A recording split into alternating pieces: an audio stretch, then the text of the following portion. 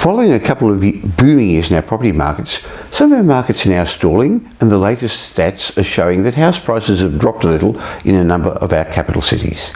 Not surprisingly, this has allowed some property pessimists to rub their hands in glee, saying, "I told you so." So here we go again, doom, gloom and pessimism. Sure, our property markets are experiencing a bit of a slowdown, and yes, prices are falling a little in some locations. However, we're not in for a property market crash, and in a moment I'll explain why. But first I want to share with you what really would need to happen in the economy to cause dwelling prices to fall significantly. Now, just to make things clear, while I've gathered 8 events that could cause a significant fall in Australian property values, I'm not predicting that any of these events are going to take place, but they do provide a danger signals to watch out for in our housing markets. So what could cause our property markets to collapse? Now, it's not as simplistic as the bubblers think. House prices collapse, not cyclically correct, but collapse when people are forced to sell their homes and there's no one willing to buy them. There's no doubt that in some property markets, home prices are falling a little, but that doesn't mean property values are going to crash in our big capital cities. In fact, they've never crashed in the big capital cities since housing market data has been collected in Australia. What tends to happen is a gentle, orderly correction because many people seem to just hold on to their homes, riding things out, and many property investors also try to hold on rather than realising capital losses. A true collapse in house prices would require some large external shock, such as, well, first of all, high unemployment, to trigger a wave of forced home sales. With our economy slowly improving and more jobs being created, particularly in the service industries, it's really unlikely we're going to have crippling unemployment in the foreseeable future. Of course, as the mining boom wound down, we saw job losses dampening property markets, particularly in Perth and Darwin. And as we're no longer a manufacturing country, there have been job losses in the motor industry and the like, but we're creating more jobs than we have for a long, long time, with New South Wales leading the race, going from strength to strength, and promising employment data in Queensland and Victoria. Another thing that could cause our property markets to crash would be such high interest rates that a raft of homeowners would default. Again, this is unlikely, and money markets are predicting low interest rates for another decade.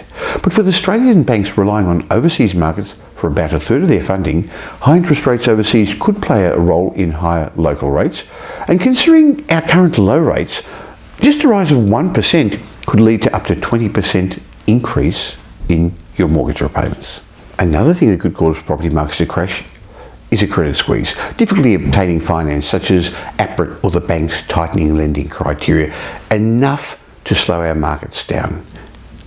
But since our banking system is underpinned by residential property lending and has got a vested interest in keeping dwelling prices at least stabilised and hopefully rising, it's in nobody's interest to cripple the market. Of course, a severe recession would cripple our economy and our property markets. That would cause increasing unemployment and cause homeowners to default on their mortgages. But this doesn't seem on the radar of any of the economists in the foreseeable future. Our economy is performing well. This means an Australian recession would most likely be brought about by events overseas. But looking back, even when we had that recession we had to have in the 1990s, that didn't cause our property markets to crash. Another thing that could cause it to crash is a severe oversupply of property. And this could occur in a few isolated markets, such as the CBD high-rise markets, particularly in Melbourne and Brisbane. But in general, we've got an undersupply of the right type of property, the sort that most home buyers want. A halt in the rising population of Australia could cause the property markets to crash.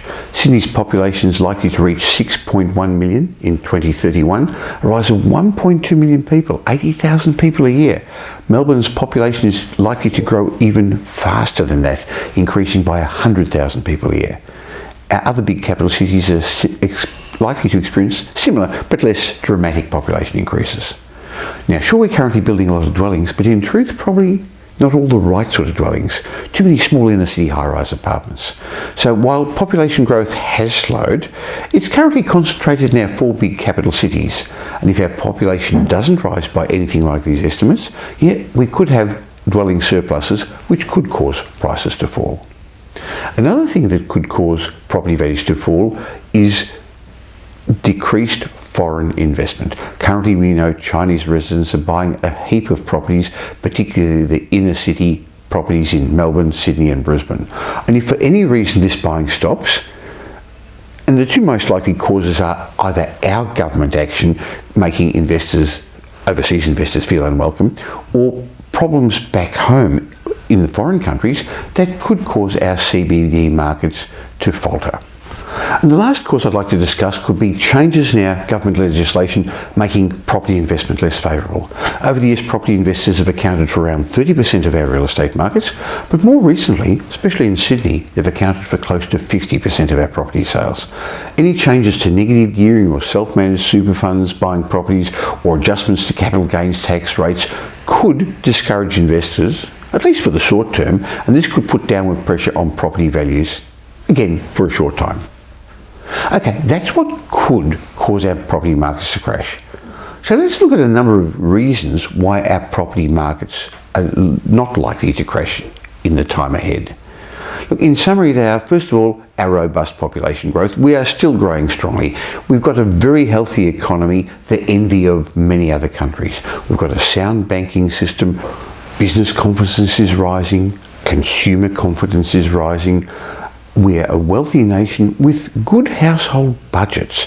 Our households have got quite a percentage of savings, and many of us have paid down our credit card debts and our mortgages in advance. And we've got a culture of home ownership with 70% of us owning our own home or paying off our home, and that underpins our property markets. So the bottom line is, for a number of years now, the bubblers and doomsayers have been predicting the bursting of the Australian property bubble. They've told us we're in denial about the impending gloom, the impending bubble bursting. We're blinded by the consistent performance of our property markets over the last few years. But as I've just explained what could cause a property market to collapse, I've also explained to you why I don't think we should worry. However, we need to be vigilant. As investors, we need to be aware of what's happening in the world economies around us, because Australia does not operate in isolation. Strategic investors will take advantage of the opportunities our property markets are going to offer over the next couple of years, maximising our upsides while protecting our downsides. Now, here's a way you can protect your interests too. If you're looking for independent advice about property, no one can quite help you like the team at Metropole. We've won multiple awards, and remember, we have no properties for sale, so the advice we're going to give you is independent and unbiased. Whether you're a beginning investor wanting to avoid the pitfalls or a seasoned investor, we'd love to help you formulate an investment strategy or review your existing portfolio, and we'd love to help you take your property investments to the next level. So why not give us a call? Why not have a chat with one of our teams in Melbourne, Sydney or Brisbane? I look forward to being part of your wealth creation journey.